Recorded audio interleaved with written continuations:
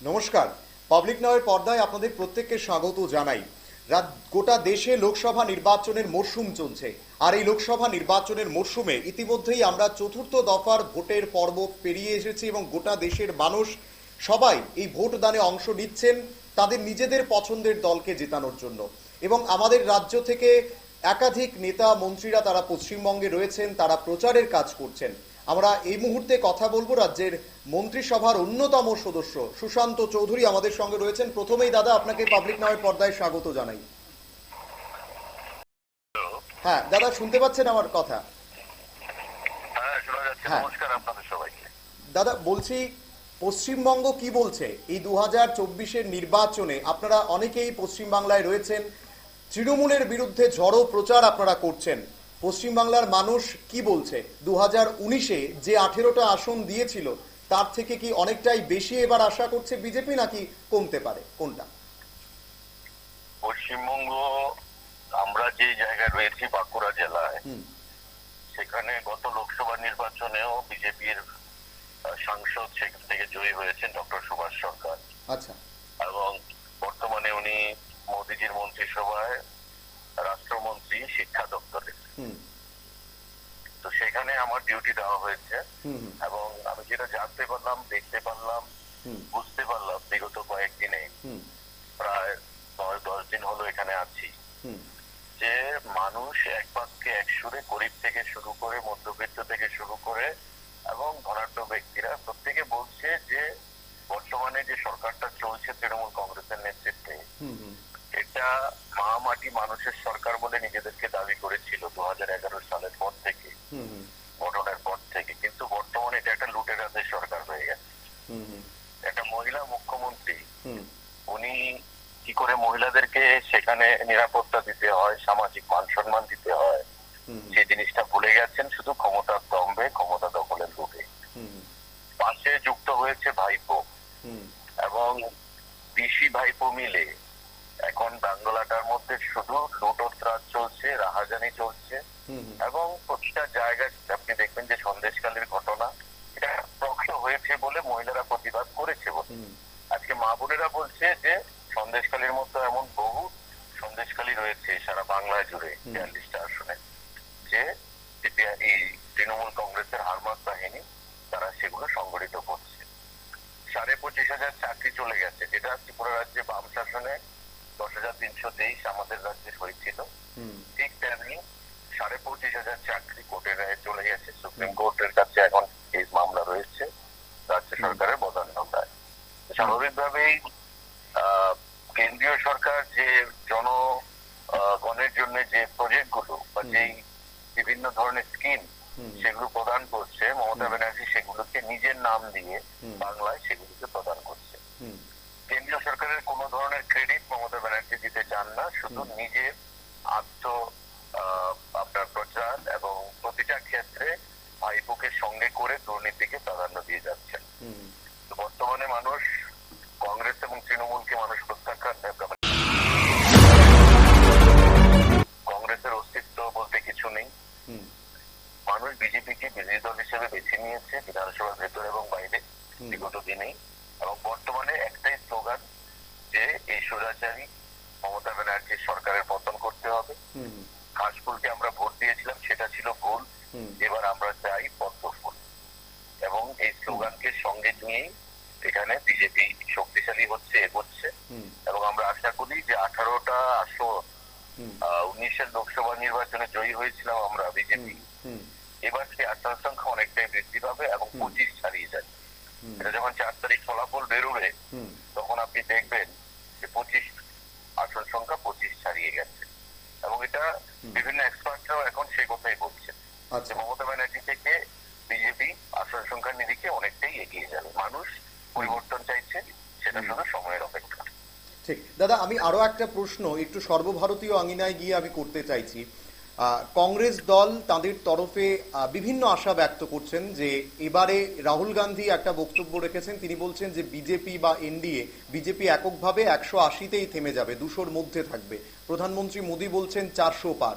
সেই জায়গা থেকে পশ্চিমবঙ্গের মতো একটা রাজ্য খুবই গুরুত্বপূর্ণ এবং লোকসভা নির্বাচনের ক্ষেত্রে নির্ণায়ক ভূমিকা পালন করতে পারে প্রধানমন্ত্রীর স্বপ্ন পূরণের ক্ষেত্রে, অর্থাৎ 400 পারের যে স্লোগান, এই স্লোগান পূরণের ক্ষেত্রে পশ্চিমবঙ্গের 42টা আসন খুবই গুরুত্বপূর্ণ। সেই জায়গা থেকে দাঁড়িয়ে আপনি বলছেন 25টা, আর কংগ্রেস বলছে 180তেই বিজেপি আটকে যাবে, কি বলবেন?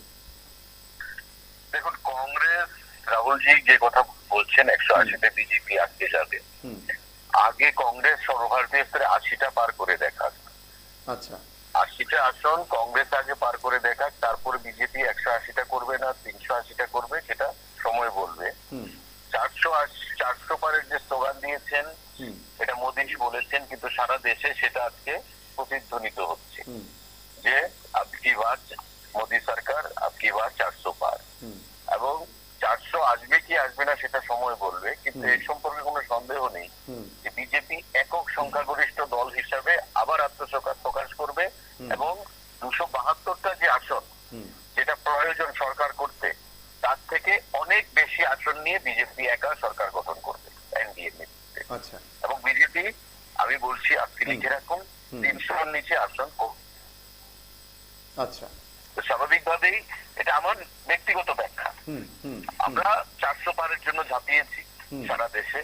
টার্ন আউট আপনি দেখছেন কম হচ্ছে সারা দেশে, কোথাও 60%, কোথাও 58%, কোথাও 62%।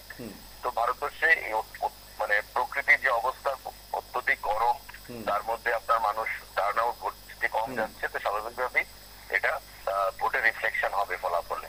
তাই আমরা বলবো যে আমরা 400-র জন্য ঝাঁপাচ্ছি। এনডিএ 370 মোদীজি বলেছেন বিজেপিকে দিতে হবে, 370-এর জন্য আমরা এককভাবে ঝাঁপাচ্ছি। এবং পশ্চিমবঙ্গেও আমাদের বিরোধী দলনেতা শুভেন্দু অধিকারী, আমাদের সভাপতি সুকান্ত মজুমদার, মোদীজি, কালকেও জেপি নাড্ডাজি এসেছিলেন আমাদের বাঁকুড়া বিধান লোকসভায়, পরশুদিনও শুভেন্দু অধিকারী মিটিং করেছেন।